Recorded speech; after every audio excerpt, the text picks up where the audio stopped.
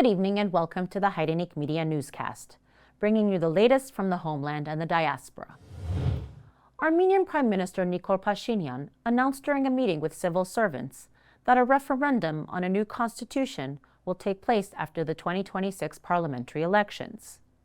He emphasized that the elections will allow political forces to present their views on constitutional reforms, and the position of the elected majority will guide the final draft.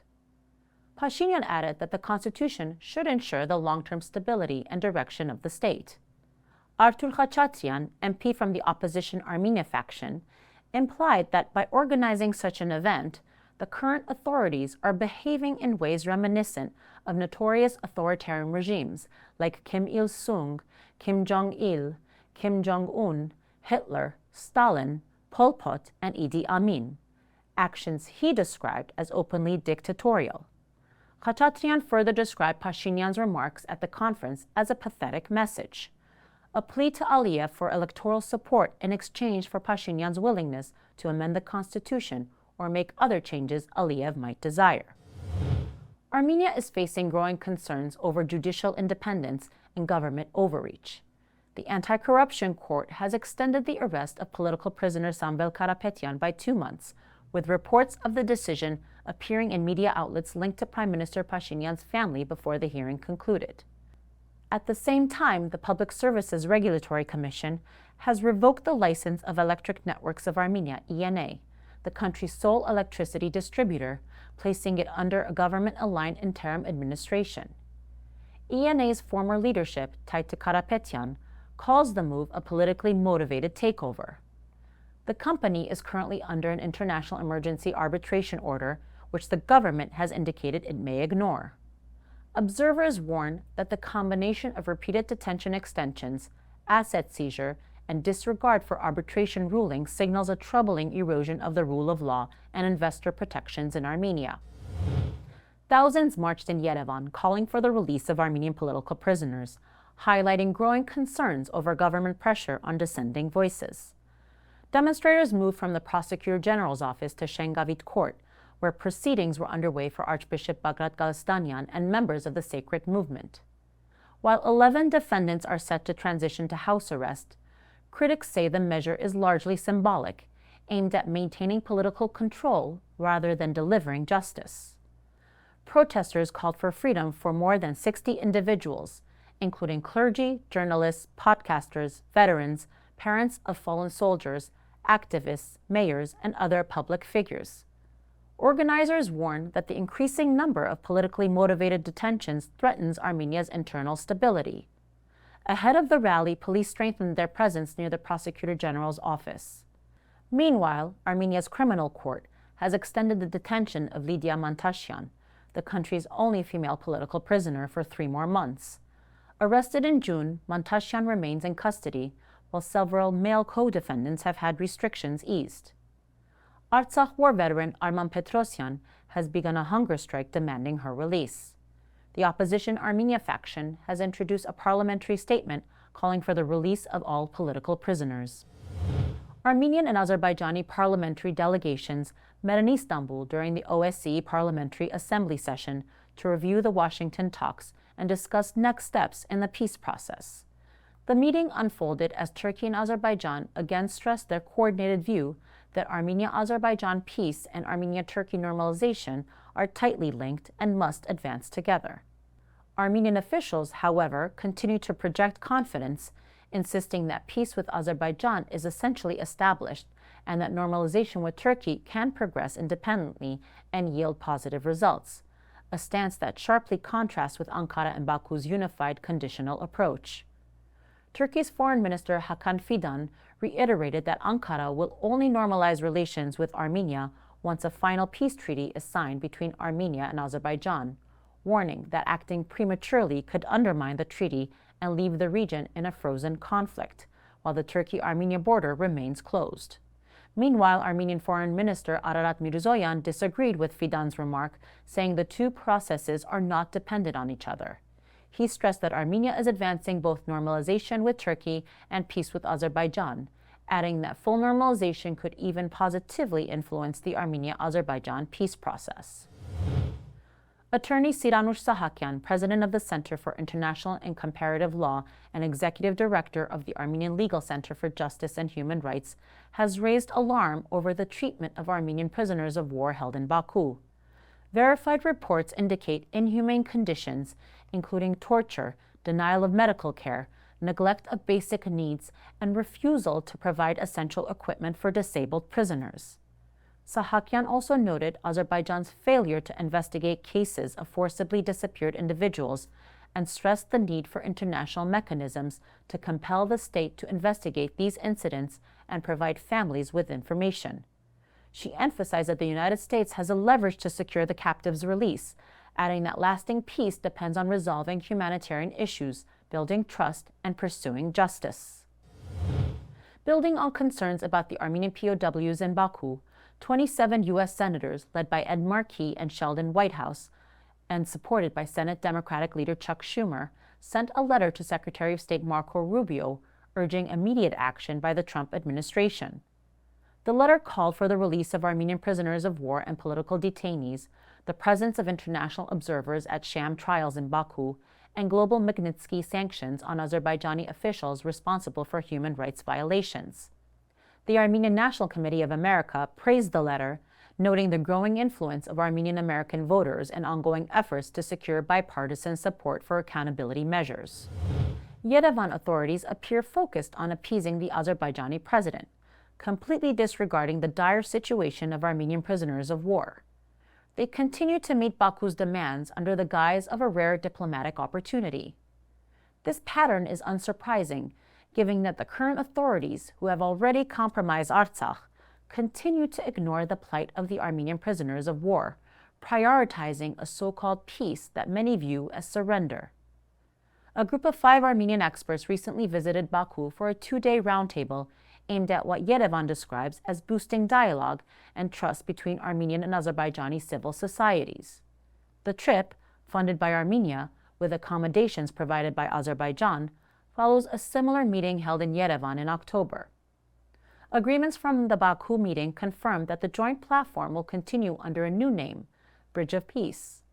Participants discussed the normalization process, regional issues, and the future role of civil society in advancing dialogue and joint activities. The visit, however, drew sharp criticism in Armenia. Opposition MP Ishkhan Sagatelian argued that genuine reconciliation is impossible while Armenian detainees continue to face harsh prosecution in Azerbaijan. He accused the government of legitimizing Baku's actions and condemned the delegation for failing to plan any meetings with the prisoners. During her visit to Yerevan, U.S. Deputy Secretary of State for Political Affairs Alison Hooker confirmed that Armenian-American working groups have started their work to advance the implementation of the U.S. proposed roadmap. Hooker and head of the U.S. working group Sonata Coulter discussed the implementation of the roadmap with Prime Minister Nikol Pashinyan. Following her meetings in Yerevan, Hooker traveled to Baku, where she met with Azerbaijani Foreign Minister Ceyhun Bayramov and Aliyev's foreign policy aide Hikmet Hajiev to discuss regional developments and the Armenia-Azerbaijan peace process. Azerbaijani authorities have begun selling apartments and properties belonging to Artsakh residents in Stepanakert. Elchin Yusupov, the Azerbaijani president's special representative for the region, announced that multi-story buildings will be put up for sale to Azerbaijani citizens, adding that a large number of applications have already been received.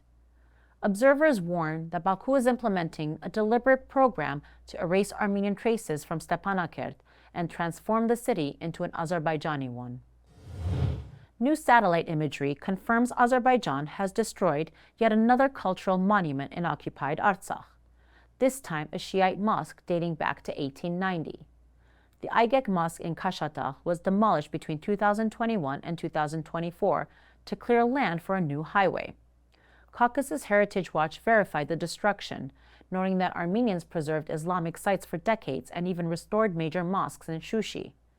Researchers warned that Baku's ongoing eradication of religious and cultural sites, Armenian and Islamic alike, risks wiping out centuries of multicultural history.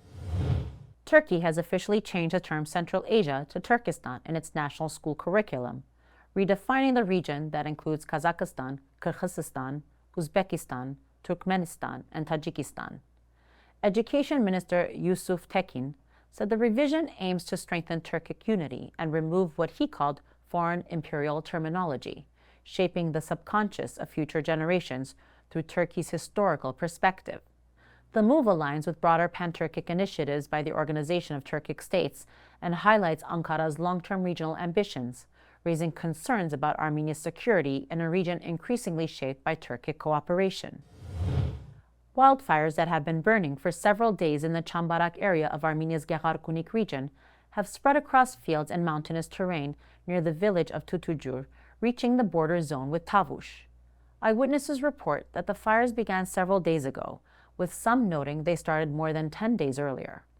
Firefighting efforts remain limited, with only a few brigades on standby and no active suppression, and no official reports or public warnings have been issued. In local community news, the Lola Sasuni chapter of the Armenian Relief Society in Watertown marked its 115th anniversary with a gala dinner at the Armenian Cultural and Educational Center. Chapter chairwoman Nartui Abrimyan highlighted the chapter's long-standing commitment to the ARS vision since its founding in 1910. Talat Abdalyan, representing the Regional Executive Board, praised the chapter's ongoing programs, while longtime pastor of St. Stephen's Church in Watertown, Archpriest Antranik Baljan, delivered a blessing, highlighting the vital role of the ARS in Armenian community life. Maria Rabyan, a member with 50 years of dedicated service, was honored, and special gifts were presented to other long-serving members of the ARS Lola Sasuni chapter. The evening also featured an artistic performance by Tamar Panosyan, who performed Gomidas and Sayat Nova songs, and donations were collected to support the chapter's work.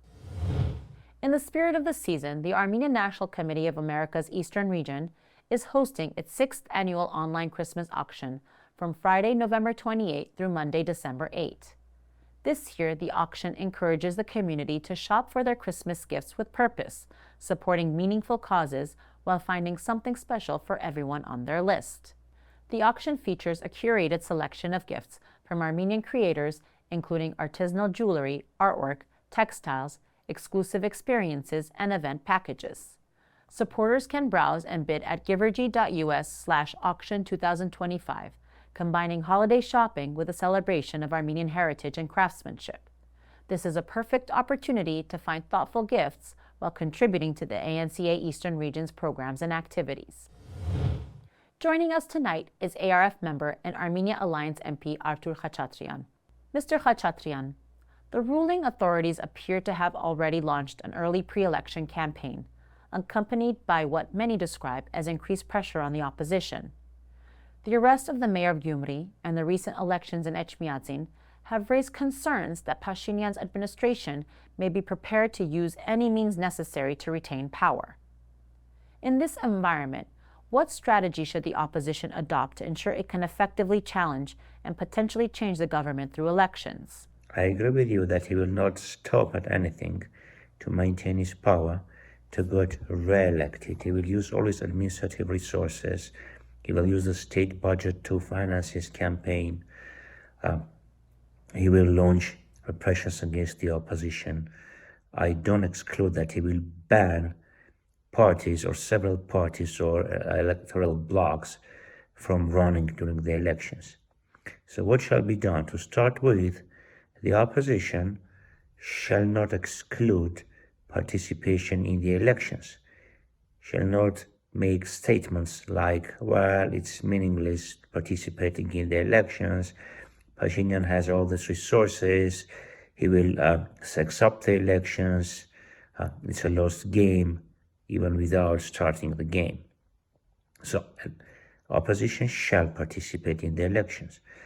The lessons that we learned from elections in Vagar there are several lessons actually that we learned from Vagar.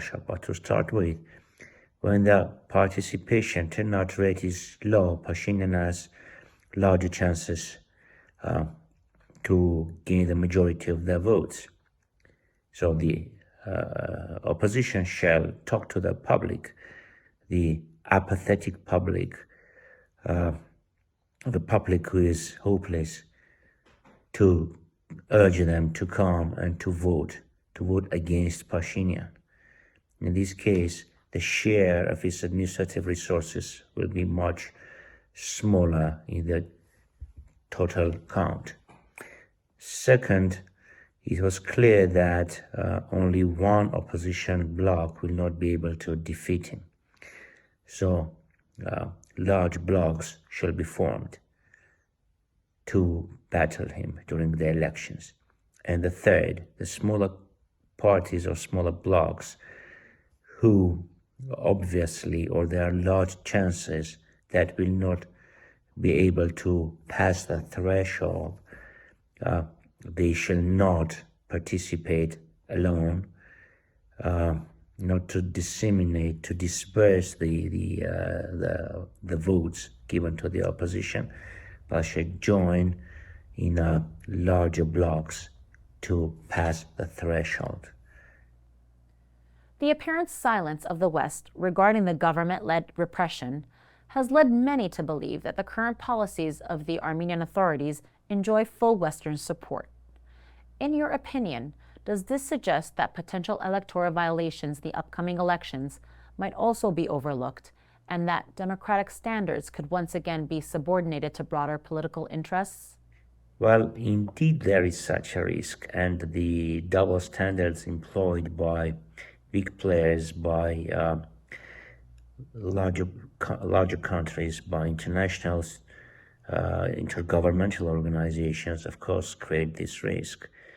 What to do in this case? Yeah, we understand that today, when the conflict between Russia and collective West has reached its apogee, and Pashinyan managed to deceive the Western countries and organizations that he is the protagonist of pro-European policy, there is a risk that the West will close its eyes or will look at the Armenian elections with eyes wide shut.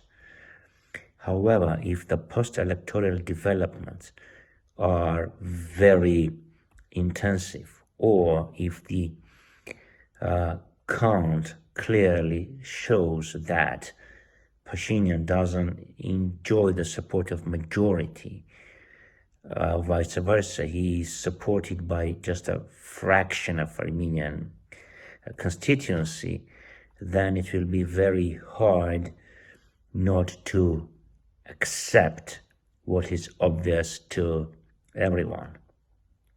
And don't forget that it's not only the current policy that is on stake. If the countries or intergovernmental organization who decided to close their eyes and not to see possible intimidation and violation of electoral process or the vote count, they are risking in losing their reputation and credibility in a long term. I think this is a much bigger risk for them than seeing that the authority is changed, the cabinet is changed peacefully through the elections. We remind our viewers that our guest tonight is ARF member and Armenia Alliance MP Artur Khachatryan. Mr. Khachatryan, many analysts argue that the continuation of Pashinyan's government is viewed as advantageous primarily by the authorities in Azerbaijan and Turkey. If the opposition were to win the elections, do you believe there is a risk of more aggressive actions from those countries, possibly even military ones? And what steps, in your view, should the opposition take to prevent such a scenario? Well, yeah, we understand that there is such risk. We understand that Pashinyan is favored by Azerbaijan, by Turkey, by other countries of the Organization of Turkish States. A few days ago, Pashinyan was honored and decorated by the president of Kazakhstan. He received the highest award from the hands of the Kazakh president. Azerbaijan and Turkey, they understand that if there is a regime change, the new government of the Republic of Armenia will be tougher and will be defending Armenia's national interest. So Azerbaijan and Turkey, they blackmail Armenia. And interestingly, Pashinyan does exactly the same. And here we see that the interests of Pashinyan and Aliyev are in line, they are on the same page. But if we don't do anything, we see that rapidly Pashinyan is taking Armenia towards complete collapse. Armenia is on the verge of becoming a failed state and just stop existing as a sovereign state. Now, if we don't do anything, we will see that the country is just ruining in front of our eyes. If we follow the logic that you ask, this means that we shall raise our hands and do nothing. No, we should try to change Pashinyan through elections with any other means that is not against the legislation to protect the country. To protect the country. This country is able to protect itself. But when it bows in front of Azerbaijan and Turkey, it loses the ability to protect itself. It loses the instinct of self-preservation. We cannot tolerate that. So, we shall go back to the first question.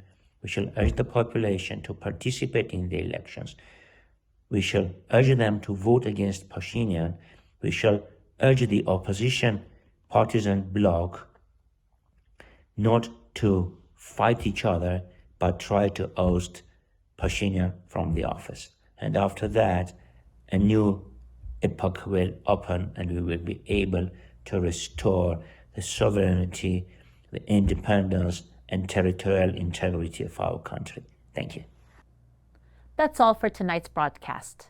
Thank you for joining, and don't forget to follow us on YouTube, Facebook, Instagram, and X. Good night.